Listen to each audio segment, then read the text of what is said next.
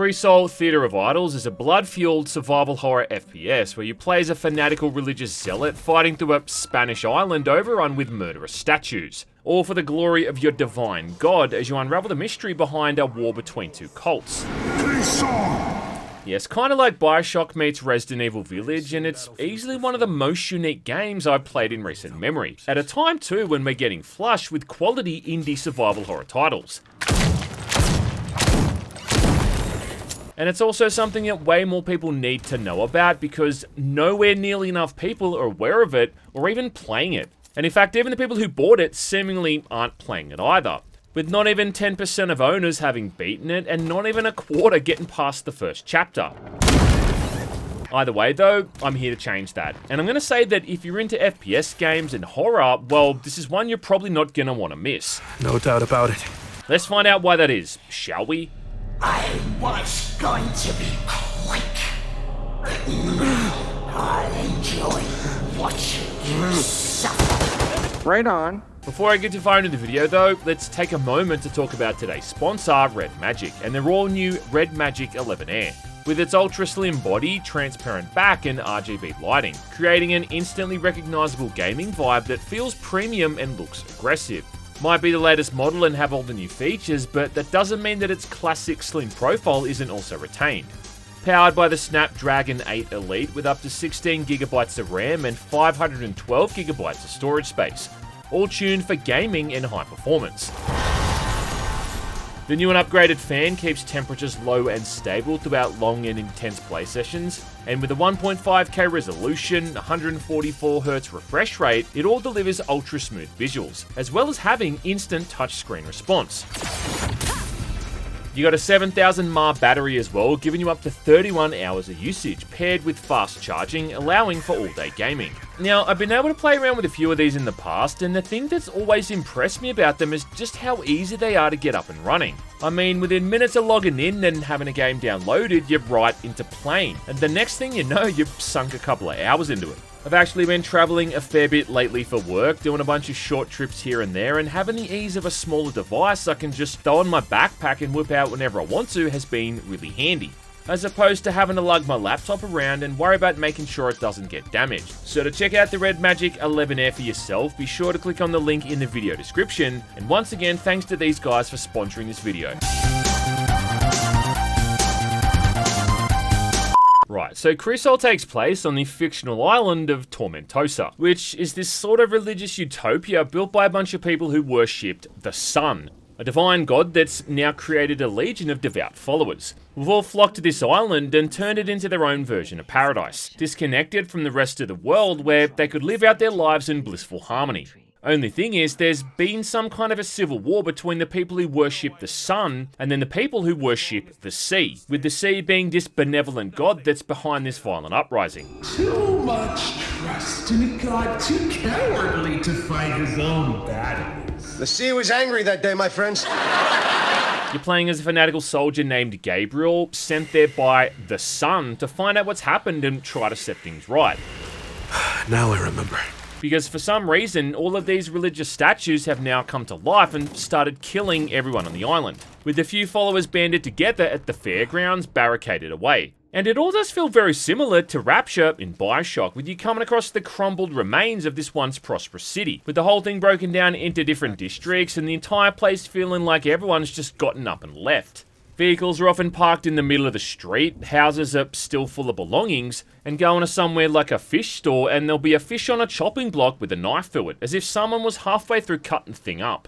The only allies you've got are those few remaining survivors, also loyal to the sun, and most of the communication you have with these side characters is done over the radio, as it seems every single person here uses the exact same frequency. It is in your best interest not to make things harder, old woman.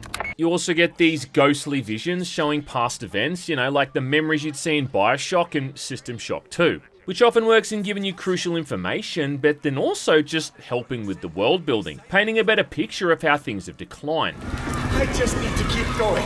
To make it even worse, Gabriel's also being stalked by this huge creature called Dolores. Yeah, Dolores. Dolores! this huge metallic monster featuring the visage of the Virgin Mary, which speaks very cryptically and seems to have some sort of weird fascination with him specifically, all of which gets explained much later on. There you are. And all of these key characters have different backstories and motivations, making it really interesting to find out what makes them all tick. Just as he foretold. Plus, you also start to learn that maybe Gabe ain't exactly the good guy either. And some of the final few revelations towards the end of the story are genuinely shocking. Like, I was shocked. Now, without spoiling too much, what Gabe ultimately has to do here is go around the island and absorb the blood of 4 of the most devout Sun followers, which will then give him one of 4 ceremonial daggers he can use to seal the sea back away, and stop this event from spreading across the world. Definitely got aspects in there of survival horror, and you can see and feel the influence that stuff like Resident Evil 8 has, mostly in the way that movement and combat feels. But outside of manual save points, that's about all it really has in the way of traditional survival horror. And it really is just a shooter first and foremost, just with a bit more of a stringent limit on ammo and health. Honestly though, I'm just glad to be playing one of these smaller budget horror titles that doesn't look like a goddamn asset flipped. In fact, Chrysol looks pretty damn good at times. Runs on the Unreal Engine 5, and some of the environments and the lighting effects are just often stunning, where you really do get the feeling of moving to this ghost town that's had all the life sucked out of it. Enemies are animated in a way that makes them really creepy and inhuman, and they have this bizarre sort of way of tripping over their own feet as they get closer and closer, lunging violently when they're in range and almost toppling over at times.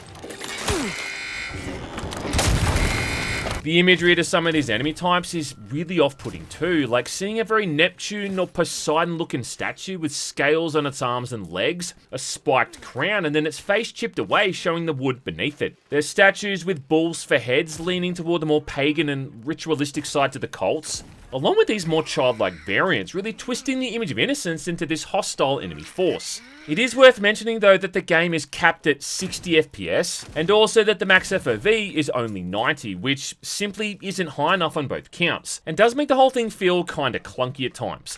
But still though, it's just such an impressive amount of artistry that you seldom see in a game with this kind of price tag.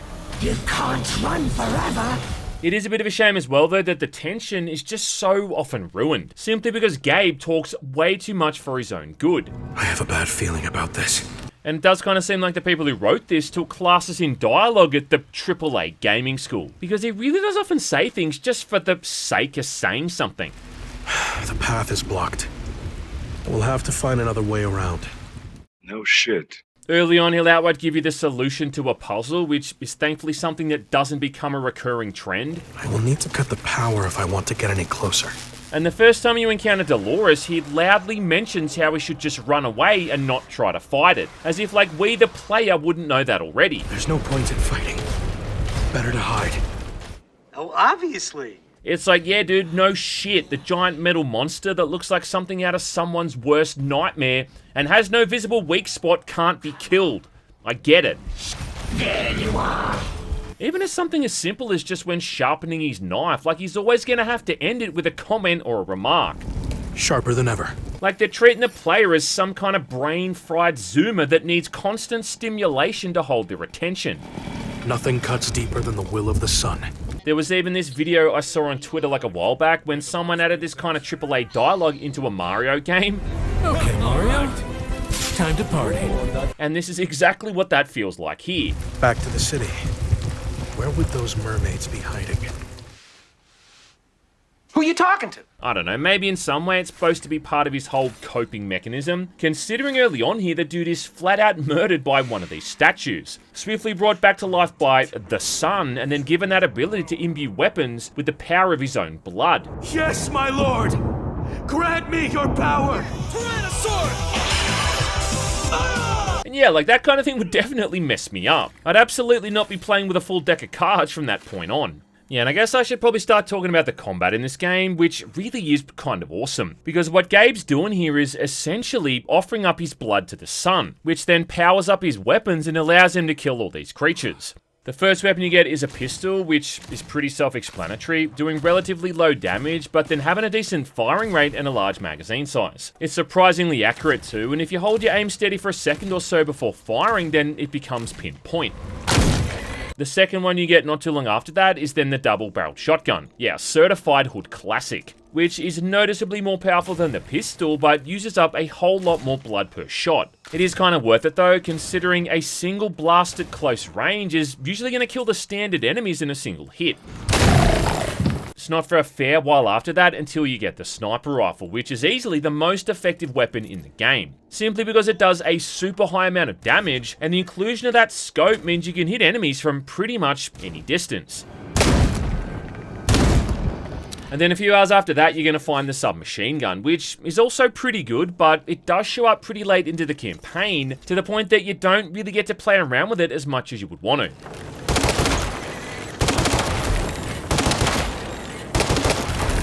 And then lastly, right near the end of the story, you get one final weapon, which I'm not going to spoil, but you understand pretty quickly why they didn't give you this thing a whole lot earlier.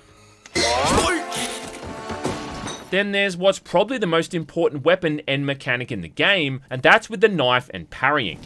Sharper than ever. Yeah, because very early on in the story here, Gabe's knife also gets infused with the same magical mumbo-jumbo as his other weapons. And then from that point on, you can use it to attack, but more importantly, parry enemy attacks, if you manage to melee them just before they hit you. Where if done properly, it's gonna do damage, but also stun them for a couple of seconds. Couple of things to keep in mind though, in that first off, the parrying isn't super consistent, and the timing can feel pretty off at times.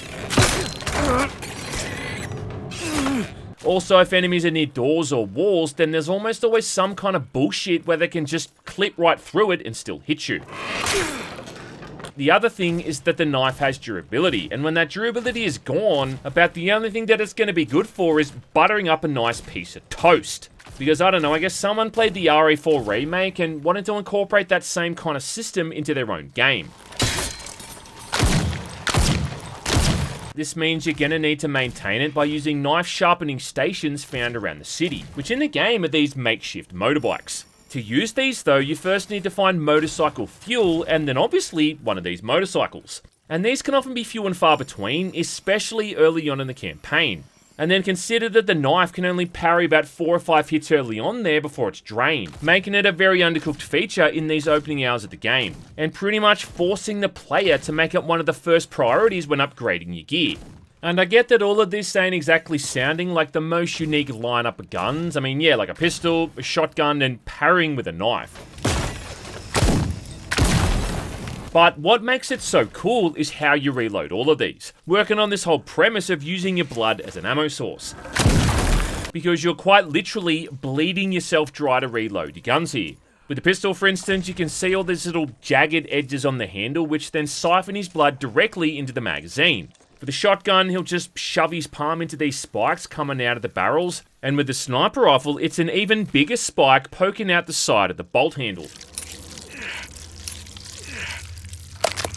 That's right. And then for the submachine gun, he just shoves his hand into the bottom of the magazine and it fills right up again in real time.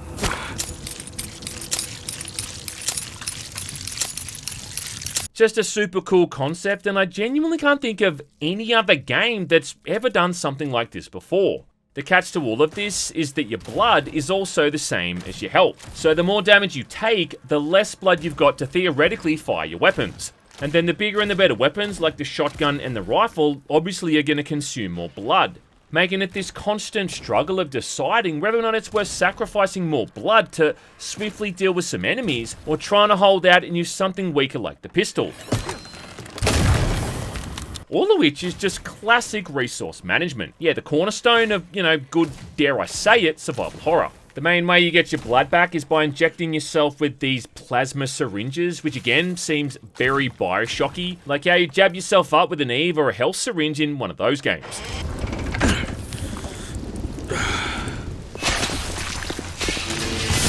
Plus, you can also absorb certain corpses, full-on liquefying the remains, which then goes directly back into your blood pool, which is also a really gnarly effect, seeing some horse carcass or a human corpse just liquefy in front of you and dematerialize. Its life flows inside me. Should be said though that the combat is pretty piss weak early on here, especially for the first couple of hours, simply because you've only got the pistol, which is about as effective as shooting out hot farts. But once you've found a few more weapons, like the shotgun and the sniper rifle, along with sinking some upgrades into all of these, improving reload time, your damage and rate of fire, the whole thing does become a lot better.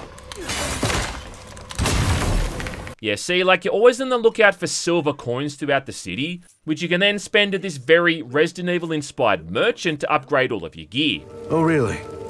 And what could you possibly offer me? As well as collecting essence from fallen enemies and these crow relics to spend on your abilities and perks for Gabe directly. Like decreasing that syringe healing time or increasing the chance for certain bullets to not consume blood. Handing over all of this currency to this mysterious figure who seems to pop up in the most random places. You're my best customer. And wait a second, was that supposed to be a reference to The Room? Hi, doggy. You're my favorite customer. Thanks a lot. In between the main chapters, you can roam around the fairgrounds as well, playing these little carnival minigames to earn tickets, which can then be put to unlocking bonus items. Now that's a punch, sailor. Here are your tickets. And throughout the main areas, you're also finding the corpses of the other members of the Order. And then by absorbing their bodies, you'll get keys to open a dozen or so chests back at the fairgrounds too, giving you even more resources. Not to mention, throughout the city, there's all these crows kept in cages, and freeing one of these guys is going to net you a whopping 1% discount back with the merchant, which is, yeah, huge. Fly high. And do not look back. Just the kind of game where going off the beaten path and checking out some tucked away room or corner is going to almost always earn you some kind of reward. Oh, good. Why, that's very good. And seeking out all of this stuff does make a difference, eventually. Where it starts to cross over into that point where once you've upgraded things, you really go from becoming the hunted to the hunter. You can even effectively swap between weapons on the fly during combat here and clean house pretty quickly. I mean, it's not exactly Doom Eternal, but jumping from your rifle to the shotgun to the pistol and then back to the rifle can be done pretty seamlessly.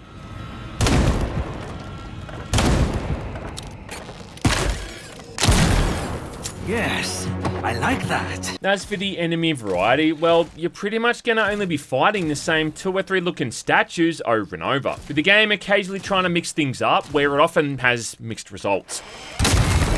Like with these weird frog things that come crawling out of paintings and run around on all fours, leaping at you with such a weird animation that I just found it really tricky to get the timing down to parry them at all. Not that there's even any point to it anyway, considering they just seem to spawn incessantly from all these paintings in the area. Later on in the game, there's these creatures that seem to be made out of stained glass windows, having the ability to multiply themselves and also go invisible, with their footsteps being the only indicator as to where they're hiding.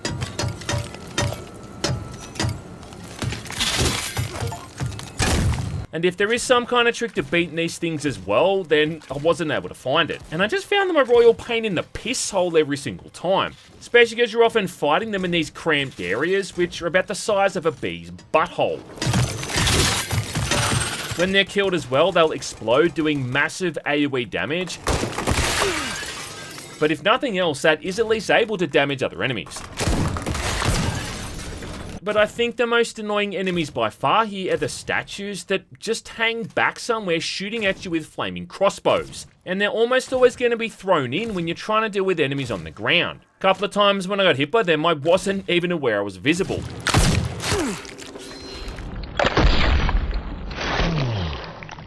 What the fuck? Plus, they're usually put in some kind of dark, out-of-the-way spot where you can barely even see them. And annoyingly, shooting their head off doesn't seem to affect their accuracy either. Yeah, and also, flaming crossbows, like where have I seen that before? So overall, while it might not be the bestest combat system that's ever existed, it is functional and it works well, most of the time. And more importantly, it's something you can very quickly get the hang of. Now, having said all of this nice stuff, there are a couple of things with Creasol that pissed me off that I do want to talk about. Firstly, the insane overusage of this whole yellow paint gimmick to help the player navigate the environment. Something which we've seen a dozen times before, and also something that's been the cause of many an argument online. Only it's done to such an extreme degree here that it's actually obnoxious. Where right from the get-go, you're going to see this stuff plastered over every single interactive surface and object, where it really just takes all of the joy out of discovering this stuff for yourself. And even later on in the game, it's still common to see it all over the place. What I find even weirder is how it's often used in areas where you've got no other means to progress. As in, you'll be somewhere where you've got only one single direction to go, and yet that only path forward is still covered in yellow paint. Makes no sense. Now consider that the puzzle aspect of the game is actually quite challenging and complex, much more than what I think most people are going to be expecting in a horror game like this. I mean, some of the puzzles are just basic logic and problem-solving stuff, rotating objects around and trying to match up patterns and similar kind of solutions. But then others require careful consideration and precise studying of the environment, along with checking in on your notepad for crucial clues. One, for instance, as you're trying to figure out the order of a bunch of guests staying at a hotel, trying to find out the rooms that they're each staying in by matching up the clues you're given in your notes, and then studying the layouts of each room directly. And while not every single puzzle is going to be super challenging like this, with the most basic ones just being about bringing key items back, some of these are genuinely confusing, and are going to take you a fair bit of time to come to grips with. I mean, it's a whole lot more than just reading someone's notes and putting in the right keypad code, let's put it that way. Which then makes it all the weirder when you're trying to solve them while you've got yellow paint spilled over every second surface. As if that thing to player is like a drooling moron that needs to be directed to every single important object. So it's like, what is it? Like, am I supposed to be super smart or am I completely stupid? I will need to cut the power if I want to get any closer. You know what, to be honest, some days I feel like both. The other thing that really irks me about this game is this side character named Mediodia, a friendly ally you meet early on who also worships this sun god, and the primary character you're aligned with who's helping you gain access to each district of the city. Ding ding ding! We have a winner! Which sounds fine, only her voice and dialogue is just so out of place with everything else going on, totally ruining the vibe and any semblance of horror that might have been building. Oh, excuse me, Mr. Sunshine. I don't know, it's like she's out of an entirely different game or something, just having this really generic accent, as if she's like a rejected Overwatch voice actress, and it's in stark contrast with everything else that's happening. And it's like every time the mood sets in and you start to feel uneasy, she chimes in on the radio with some absolutely idiotic remarks, completely killing the mood. Welcome to the Mermaid District, Gabe. The place where all saints pray by day and sin by night. Yeah, and I kid you not, at one point she even makes some remark to Gabriel, assuming he's so uptight simply because he's never gotten laid before. And I'm not even making it up, that's literally what she says. You know that maybe you've never felt warmth beyond the flames of the sun? Wink wink. You mean, that is none of your business? Yeah, it's like, never mind that he's getting constantly attacked by murderous statues and having to drain his blood every couple of seconds to fuel his weapons. But yeah, nah, you're probably right. It's because the dude's never gotten his dick wet. Christ. Aha! Now it all makes sense. She can't do that. Shoot her or something. I've seen people saying online that with the Spanish dub, she's slightly less annoying. And I do kind of think that maybe that should have been turned on by default, you know, given the game's whole premise and setting. But either way, though, I can't emphasize enough just how much I hated this character. And just how much she seems out of place here, like she's a Pixar character that got lost. Whatever you say, Gabe. You're the boss. I'll back you up from here. Now get out there and let's boogie! What an asshole. Which is a shame because there's some really spooky moments here and there. Like this bit here when you're in some kind of a meat cooler with slabs of dead animals hanging from the ceiling and the distant sound of shuffling statues approaching. Or the many times you're moving through these pitch black areas and seeing statues lurking around the corners. Thankfully, later in the game, this stuff does get toned down a fair bit and you don't hear from her quite as often. Piece of cake.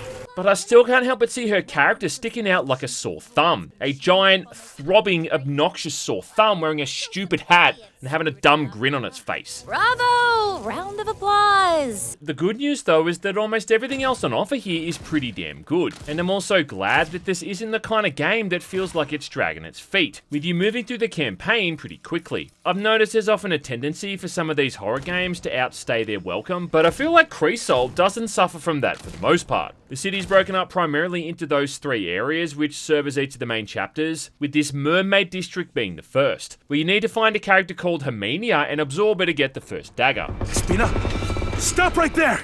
It's pretty straightforward stuff for the most part, just with a few sequences here and there where Dolores is chasing after you.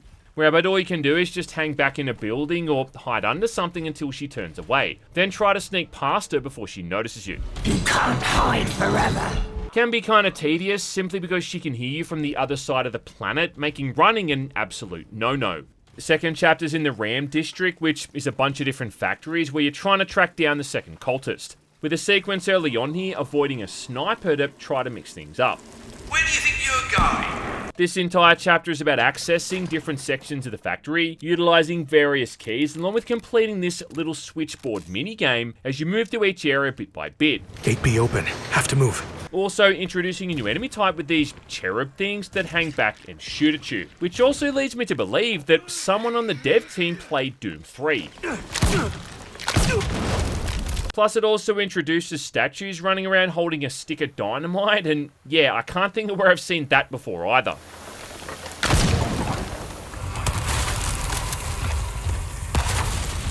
The puzzles here involve finding a wrench and then shutting off all these jets of steam, along with following pipes around to sort out the water pressure and get past an area that's blocked off by fire. Followed by a boss fight deeper underground. There's too much panic in this town, which I'm not going to spoil, before you get the next dagger and then can continue onward. All to the third and final district, which feels like something straight out of Resident Evil 8, with much of it also navigated on the slowest moving boat that's ever existed in a video game.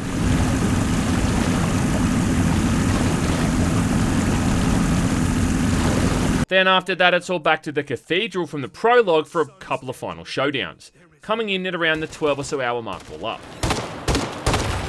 The only real main criticism I do have is once you leave any district of the city, you can't go back. At all, because that whole area is going to be completely locked off for the rest of the playthrough, which means any collectibles you might have been trying to, collect are all gone now unless you start again from the beginning. Another thing that annoys me is how you simply can't ever just drop off a ledge in this game, and Gabe's always going to grab onto the nearest ladder automatically, even for short drops that you know damn well he could easily just jump off. I also do find it kind of weak how the game outright recycles puzzles a fair bit, where you're often just going to repeat the same puzzle 2 or 3 times, with it getting slightly more complex with each iteration. Like this one, for instance, has you directing this chunk of meat around a conveyor belt, which is really clever, but all it's doing every time is just getting slightly more intricate, without really adding anything else new to the mix. Package delivered and ready for pickup. And in fact, during one of these puzzles, after I'd completed it for the 3rd time, Gabe even commented on it directly, where it was like the guy had suddenly read my mind and said out loud what I was thinking. How many times will I have to do this? Same thing goes for the boss fights, where you can expect to see a few of these things multiple times, which I get has been done probably due to development constraints, but it's still noticeable all the same. But I think the worst thing is that this doesn't have a New Game Plus mode, or even any kind of endgame unlockables you get from beating the game. I mean, that kind of thing is survival horror 101. Beating the campaign super quickly or under some kind of strict set of rules to earn yourself some stupidly broken weapon you can bugger around with on repeat playthroughs. You know what I mean? Like an infinite ammo rocket launcher or a minigun. And it's not like this is an old ancient concept either, man. Like plenty of recent titles have done this kind of thing too. It's the kind of thing that encourages people to do repeat playthroughs, but more importantly, just to stick around with a game after they've seen the credits roll, instead of it just being a wham bam thank you ma'am kind of deal, which this ultimately does feel like. I mean, there is an extra store where you can buy models and also read through the collectibles you found, but really, that's about it. Oh, you little... You almost made me drop a nasty word! But you know what? I do think a lot of my complaints and criticisms overall can be excused given how this isn't some kind of super big budget title. It's a $20-something game made by a small team. And if you go in there with that as a realistic expectation, well, there is a whole lot of fun to be had here. I feel like I say this a lot, but this really was one of those games that once I started playing it, I really couldn't put it down until I finished it. And I could have easily beaten it in a single sitting, you know, if I didn't have the real-world responsibilities of a wife and child to attend to. While Cresol might seem pretty obvious when it comes to some of its influences with mechanics and features, this is still overall a very original and unique experience. And I just can't say that I've ever played a game where I was a Spanish zealot using his own blood as ammunition to fight back against nightmarish religious statues. or with the backdrop of this insane cult war between two groups worshipping their own respective deities. I do wish you could have leaned more into that horror aspect a bit more and maybe had a bit less of the whole Mediodia aspect, but this is still a really engaging experience. And I think if you can pick up what they're trying to put down here, then you're going to enjoy it as much as I did. So yeah, good shit. Damn good stuff, sir.